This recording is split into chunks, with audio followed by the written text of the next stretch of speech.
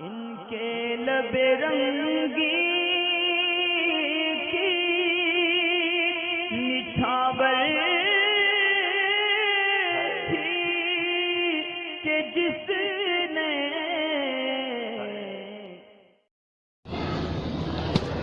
وعلیکم السلام ورحمۃ اللہ وبرکاتہ۔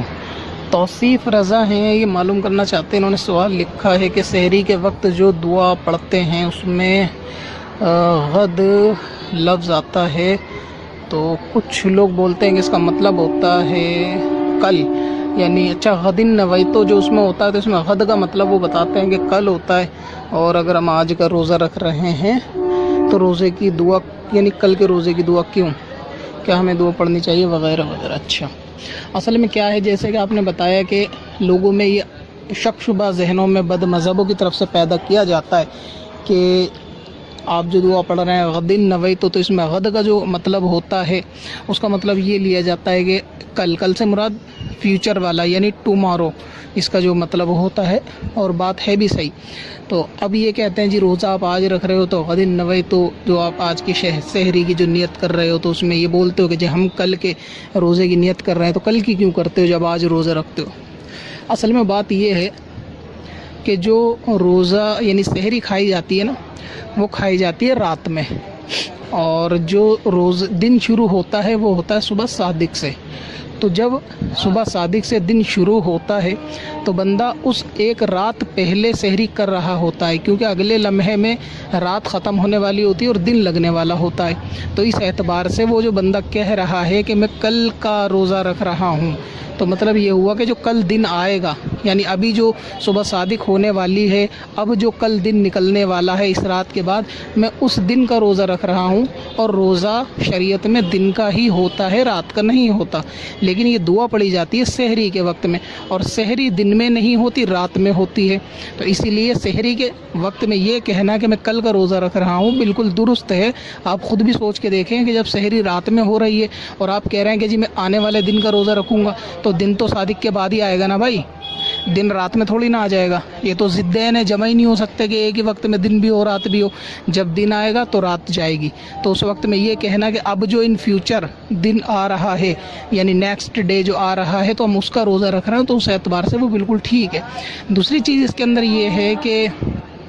اس طریقے کے جو وسوسے ہوتے ہیں نا کہ آپ کے ذہنوں میں وہابیوں نے کچھ چیز ڈال دی دعا کے تعلق سے کہ جی ایسا کرنا ویسا کرنا، تو آپ ان چیزوں پہ زیادہ دھیان نہ دیا کریں۔ اصل وجہ یہ ہوتی ہے کہ ان کا مقصد بھی یہی ہوتا ہے کہ آپ لوگوں کے ذہنوں میں نا شک اور شبہ ڈالنا۔ وہ آپ سے کہتے ہیں جی یہ دعا 4 دن بعد کی آپ کیوں پڑھ رہے ہیں، تو آپ کہتے ہیں ٹھیک ہے جی ہماری مرضی، ہم پڑھ رہے ہیں، بات ختم۔ آپ کو اس سے کیا واسطہ، اور آپ کو اس کو ثابت کرنے کی بھی کیا ضرورت، پہلی چیز۔ دوسری چیز یعنی ہم سے تو اگر وہاں بھی آ کے یہ بھی کہتا ہے کہ جی میرا ایک باپ ہے، ہم تو اس پہ بھی اعتبار نہیں کرتے، ہمیں لگتا ہے شاید جھوٹ بول رہا ہو، اور آپ اس کی اتنی سی بات کو لے کر سیریس ہو جاتے ہیں کہ اس نے بولا جی کل کا روزہ ہے تو مطلب ہو سکتا ہے کہ غلط دعا ہو۔ تو اس کی باتوں پہ وہابیوں کی اتنی سیریس نہیں ہونا چاہیے کسی بھی بد مذہب کی، اور اگر وہ یہ بھی آگے بولے جی ہم ایک باپ کی اولاد ہے تو اس کو بھی سیریس نہیں لینا چاہیے، ٹھیک ہے۔ تو اسی لیے دعا بالکل ٹھیک ہے، پڑھنی چاہیے۔ اور اصل یہ ہے کہ یہ دعا بالفرض اگر کوئی یہ نیت یعنی نہیں بھی پڑھے گا عربی میں، اور وہ اپنے ذہن میں سحری کرے گا اٹھ کر اس نیت سے کہ میرے کو روزہ رکھنا تو کافی ہے،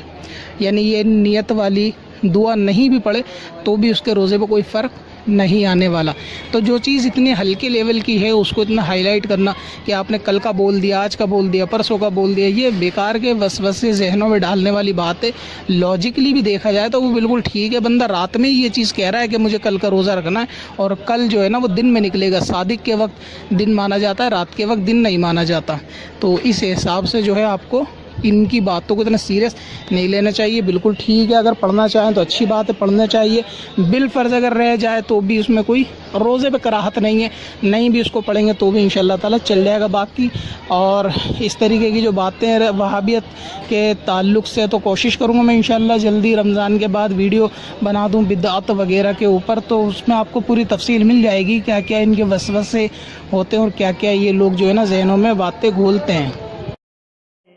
پتھر میں اصل